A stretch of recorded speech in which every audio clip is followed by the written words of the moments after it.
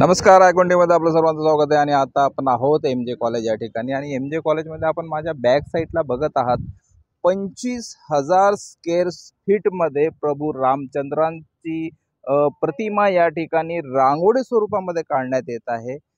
MG कॉलेजमध्ये सध्या या ठिकाणी एक 12 आर्टिस्ट म्हणून स्टुडंट आहेत.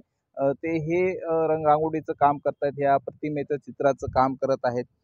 साधारण 25,000 स्क्वेअर फीटमध्ये श्री प्रभू रामचंद्रांची या चित्राची प्रतिकृतीची या ठिकाणी रेखांकन चालू आहे. आणि याला आतापर्यंत अडीच हजार आतापर्यंत खर्च झालेली आहे. आणि तरी संबंधित जे चित्र आहे ते अजून अपूर्ण अवस्थेमध्ये आहे. मला वाटतं अजून 2,000 किलोपर्यंत लागण्याची शक्यता आहे. या ठिकाणी आपण बघू शकतो, हा ड्रोन शॉट आता चालू आहे आणि वरतून प्रतिमा कशी दिसत आहे ते आपण आता पाहत आहात. उद्याच्या दिवशी 22 जानेवारीला अयोध्येमध्ये श्री प्रभू रामचंद्रांचं जे आगमनच होत आहे. आणि एक भारतामध्ये ही एक नवी दिवाळीच आहे. मोठ्या प्रमाणात पूर्ण देशामध्ये जल्लोष आपण पाहणार आहोत. उद्याच्या दिवशी एक दिवाळीचं जसं वातावरण असतं, दिवाळीचं वातावरण काही एरियामध्ये असतं, काही राज्यामध्ये असतं. मात्र आजचं जे वातावरण आहे उद्याचं, ते अख्ख्या पूर्ण देशामध्ये आहे. अतिशय भक्तिमय पूर्ण देश झालेला आहे. आणि प्रत्येक गावामध्ये या ठिकाणी आपण बघत आहोत की प्रत्येकाने आपापल्या परीने प्रभू रामचंद्राचं स्वागत करण्याचा प्रयत्न करण्यात येत आहे. त्याच पद्धतीने या ठिकाणी आपण बघत होतो की आपल्या जळगावमध्ये एमजे कॉलेज या ठिकाणी आपण पाहत होतो की 25,000 स्क्वेअर फीटमध्ये या ठिकाणी प्रभू रामचंद्राच्या चित्राची प्रतिकृती या ठिकाणी काम चालू आहे. सर्वप्रथम सर्वांना जय श्रीराम.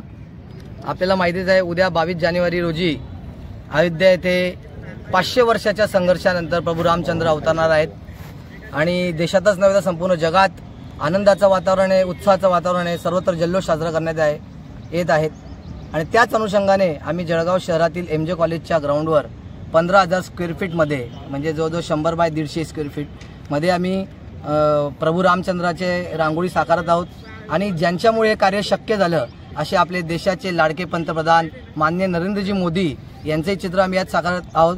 आणि अयोध्या येथे जे प्रभू रामांचं मंदिर असणार आहे त्याची प्रतिकृती सुद्धा मी या ठिकाणी रांगोळीच्या माध्यमातून साकारत आहोत. जवळपास किती तासापासून हे काम चालू आहे? किती विद्यार्थी यामध्ये एकवटले? जवळजवळ 3 दिवसापासून हे काम चालू आहे. कला छंद आर्ट्सच्या माध्यमातून हे काम चालू आहे.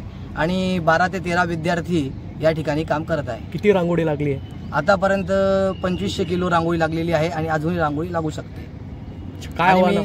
याच माध्यमातून जळगाव शहरातील जनतेला आवाहन करू इच्छितो की उद्यापर्यंत हे काम पूर्ण होईल. तरी शहरातील जनतेने या ठिकाणी येऊन आपला आनंद उत्सव साजरा करावा, प्रभू रामांचं दर्शन घ्यावं आणि आनंदोत्सव साजरा करावा. उद्देश काय होता नेमका आपला यामागचा? नाही, संपूर्ण देशात एक आनंदाचं वातावरण आहे, म्हणून आपला एक खारीचा वाटा असावा म्हणून या उद्देशाने आम्ही प्रभू रामचंद्रांची इथे रांगोळी साकारत आहोत. कारण ते सर्व विश्वाचे आधार आहेत, सर्व विश्वाचे दैवत आहेत. म्हणून आम्ही एक आमची इच्छा होती, त्या अनुषंगाने मान्य नामदार गिरीभाऊ महाजन यांच्या प्रेरणेने आम्ही ही रांगोळी साकारत आहोत. आणि उद्या या ठिकाणी मान्य नामदार गिरीभाऊ महाजन हे सुद्धा भेट देणार आहेत. देशाचे आराध्य दैवत भगवान श्रीराम हे माननीय पंतप्रधान नरेंद्र मोदीजी साहेब यांच्या प्रयत्नातून आज 500 वर्षानंतर आपल्या मूळ स्थानी विराजमान होणार आहेत. आणि त्याचा एक आनंद म्हणून तो साजरा करण्यासाठी ही तर दिवाळीच आहे, संपूर्ण भारतवासियांसाठी एक दिवाळी आहे. त्याचा एक आनंद म्हणून आम्ही एक असं ठरवलं होतं की पाचोऱ्याचे आमचे कलाछंद आर्ट्सचे जे स्टुडंट्स आहेत, कलाकार आहेत, त्यांच्या माध्यमातून आम्ही 100 बाय 150 फुटामध्ये, म्हणजे जो सुमारे 15,000 स्क्वेअर फुटाचा हा क्षेत्रफळ होतं, यात आम्ही रांगोळी साकारण्याचा प्रयत्न केलेला आहे. त्यात भगवान प्रभू श्रीरामांची, त्याचप्रमाणे नरेंद्र मोदी साहेबांची प्रतिमा साकारण्यात आलेली आहे. श्रीराम मंदिराची सुद्धा प्रतिकृती साकारण्यात आलेली आहे. अशा माध्यमातून आम्ही हा आनंदोत्सव साजरा करत आहोत, जेणेकरून त्यांच्या कलागुणांनाही वाव मिळणार आहे. त्याचप्रमाणे जळगाववासियांसाठी एक नवीन आकर्षण ठरणार आहे. कारण अशा प्रकारचा कुठलाही प्रोजेक्ट याच्यापूर्वी करण्यात आलेला नाही. त्याच्यामुळे मी जळगाव जनतेला, सर्व जनतेला, त्याचप्रमाणे त्यांच्या पाल्यांनाही विनम्र आवाहन करेल की आपण जास्तीत जास्त संख्येने येऊन इथे दर्शनाचा लाभ घ्यावा. त्याचप्रमाणे आमचे नेते गिरीभाऊ महाजन, ज्यांच्या प्रेरणेतून आम्ही ही योजना साकारलेली आहे, त्यांच्या हस्ते उद्या या रांगोळी दर्शनासाठी खुली केली जाणार आहेत. तरी आपण सर्वांची उपस्थिती प्रार्थनीय आहे, एवढी मी सगळ्यांना विनंती. ही संकल्पना कशी तुम्हाला सुचली? ही संकल्पना अशा प्रकारे सुचली की घरावर लाईटिंग तर सर्व लोक लावत आहेत, दिवे वगैरे समजा, बाकी सर्व आनंद उत्सव साजरा करत आहेत. म्हणून आम्ही एक नाविन्यपूर्ण पद्धतीने ही आदरांजली अर्पण करण्याचं ठरवलं. त्यात आमचे मोहिकुराज कोल्हे, भूषण भोळे यांनी मला ही एक योजना दाखवली की अशा प्रकारे सुद्धा आपण भगवान श्रीरामांना एक पुष्पांजली अर्पण करू शकतो. आणि मग आम्ही ते साकारण्यासाठी मग या सर्व चमूला बोलवून त्या माध्यमातून आम्ही एक पुष्पांजली अर्पण करतो. जय श्रीराम, जय श्रीराम, राम राम, जय श्रीराम. बोला सियावर रामचंद्र की जय, जय श्रीराम, जय श्रीराम. बोला भारत माता की जय, बोला सियावर रामचंद्र की जय, बोल बजरंग बली की जय.